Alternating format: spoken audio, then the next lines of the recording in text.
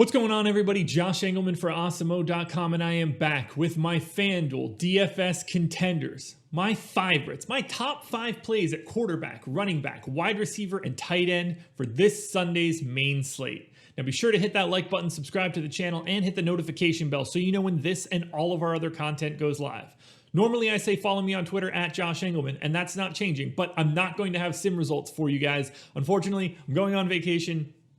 Not going to be around until Sunday night. So this is your only shot at it. Check out these sim results, but I'll be back Monday morning with another showdown video for Monday Night Football. We'll get back to the swing of things. And finally, let me know in the comments section, who are your favorite options at quarterback, running back, wideout, and tight end? We're starting at tight end, and there are 3 tight ends that are clearly at the top of the heap today. Very different tier, but rounding out that top 10. Cole Kmet, Hunter Henry, Robert Tonyan, Dallas Goedert, and Rob Gronkowski.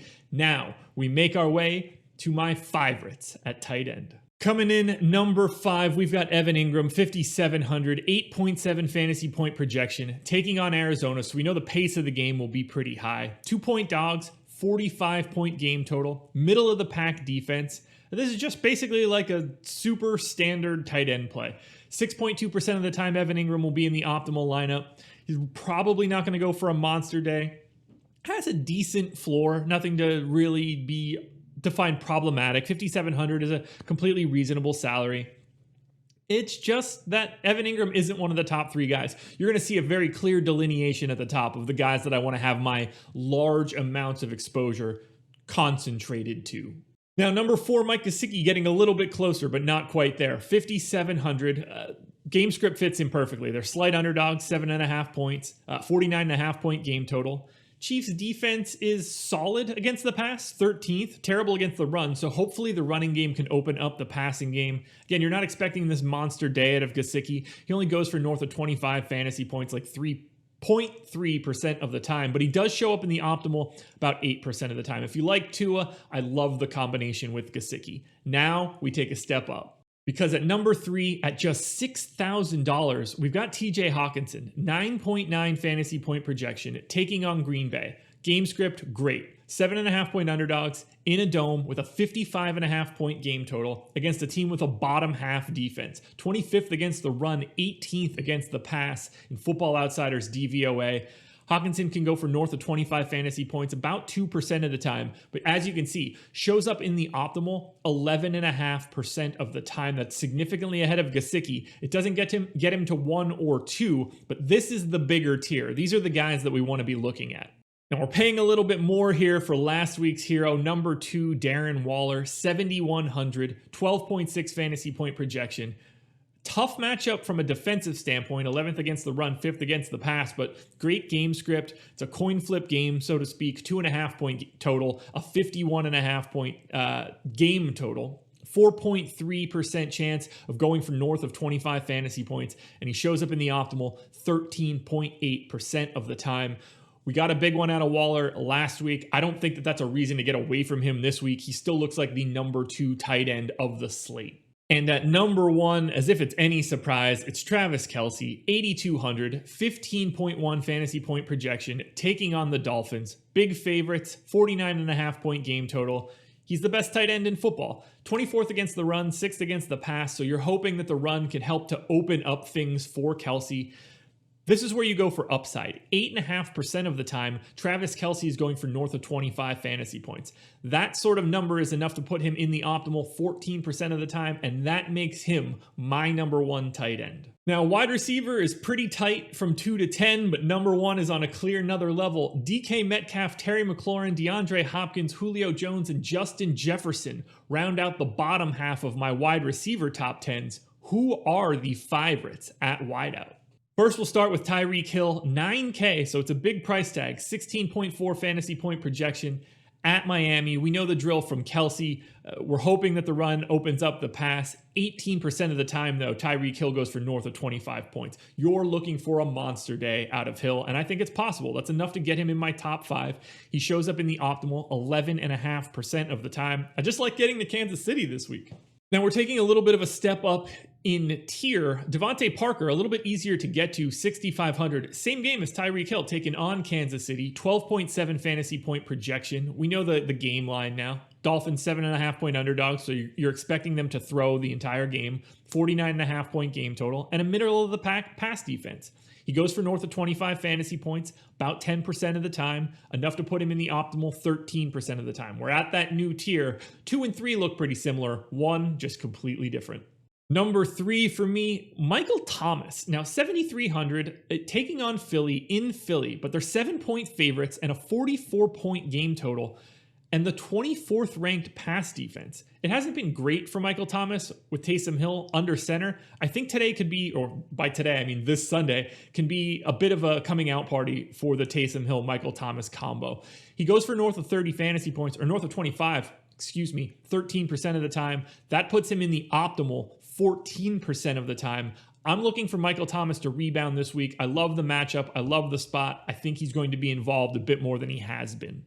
At number 2, just the price is too low to ignore. 6,500 for Robbie Anderson. Carolina at home against Denver. Slight favorites, 47-point game total.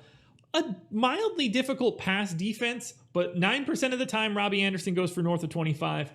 14.5% of the time he shows up in the optimal because 6,500 just makes a lot of other things work.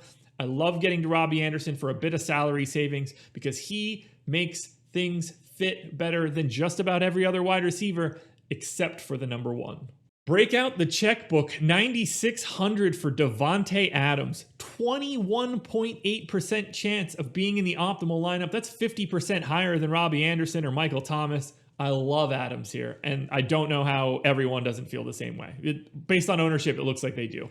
20 fantasy point projection, monster favorites, 55.5-point game total against arguably the worst defense in football.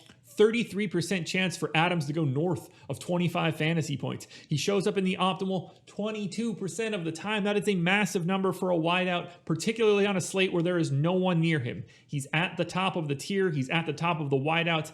Relative to each position, he's probably the best play on the entire slate. Running back on FanDuel this week is a mess. The difference between 1 and 10 is like 4% chance in sim results. All of these guys look pretty similar. It's hard for me to dive in too much. You can pick any one of these guys, and I really couldn't argue with you. So Gallman, Jones, Elliott, Eckler, and Carson round out the bottom of my top 10. It's time to get into my favorites for running back, and I'm using that term loosely.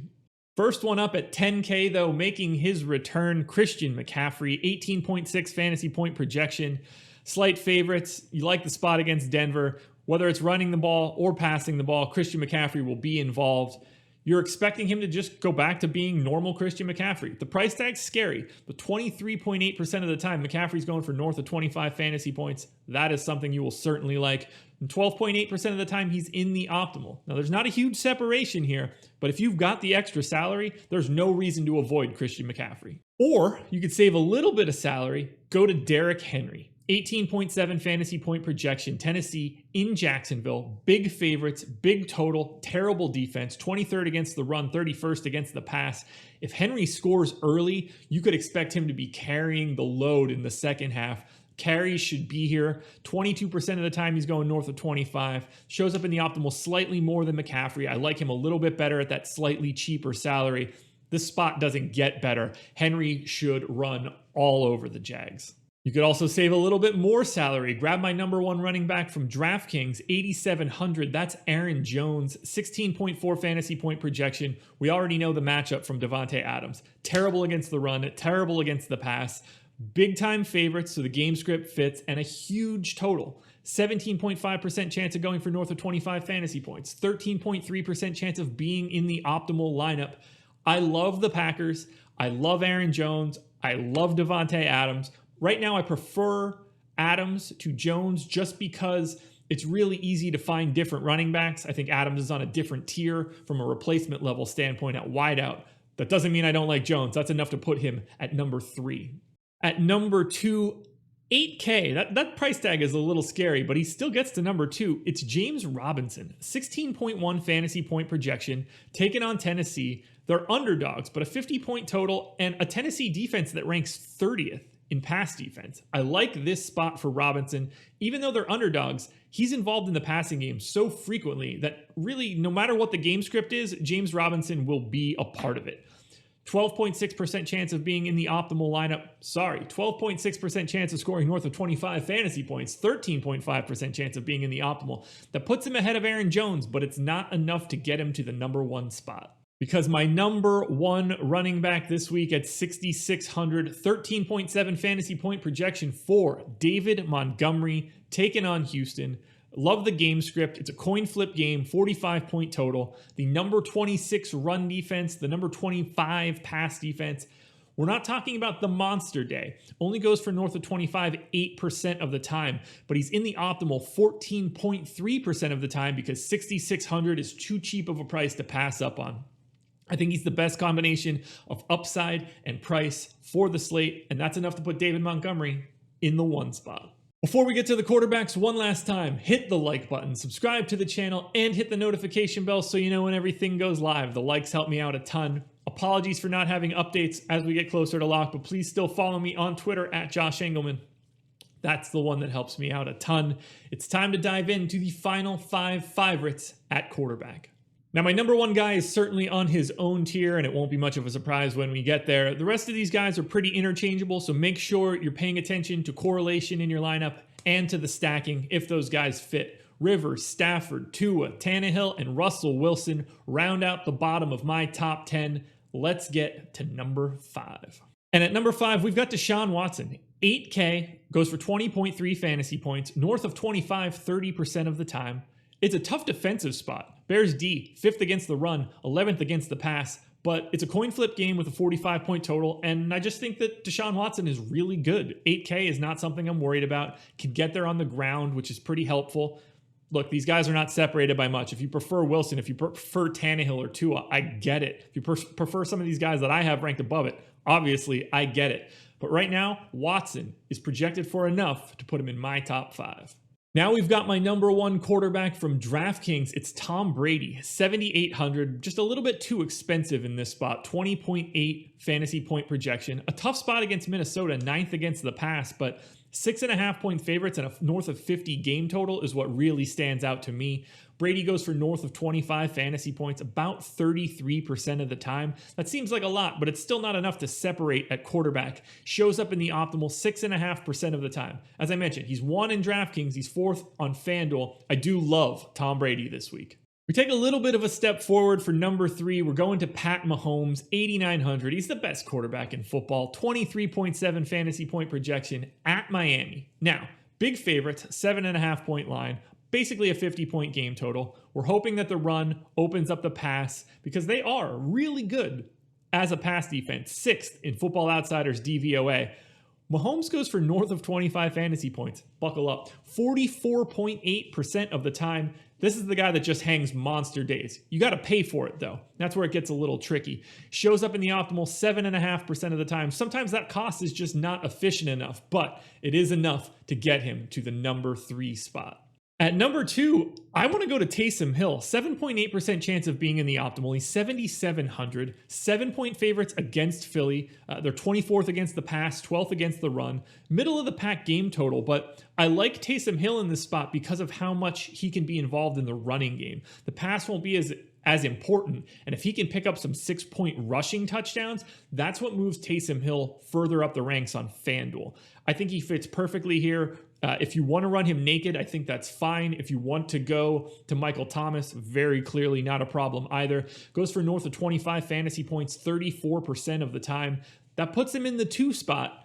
But the number 1 guy is very clearly my number 1 guy. And that would be Aaron Rodgers, 9,100, 23.4 point fantasy projection at Detroit.